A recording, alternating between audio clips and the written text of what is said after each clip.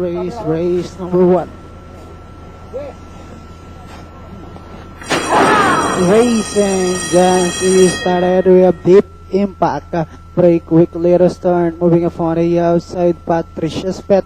King's Dominion in the middle. Then followed over by Golden Fantasy. Tonic Water.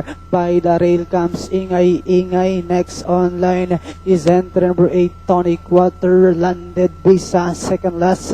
While Latin Cut is the early trailer. And going along for the first turn, we have King's Dominion. Alongside comes Patricia's Pet. Then followed over by Golden Fantasy. Tonic Water comes next. Deep Impact, Ingay Ingay, willy-nilly alongside. Next online is Landed Visa, while Latin Cut still running at the tail of the field. Down the backstretch they travel. The lead now belongs to Golden Fantasy by about 2 lengths.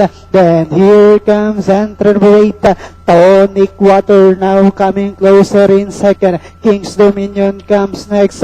Moving up now is Deep Impact, Patricia's Pet, willy-nilly, Ingay Ingay, Landed Visa, while Latin Cut is still running at the tail of the field.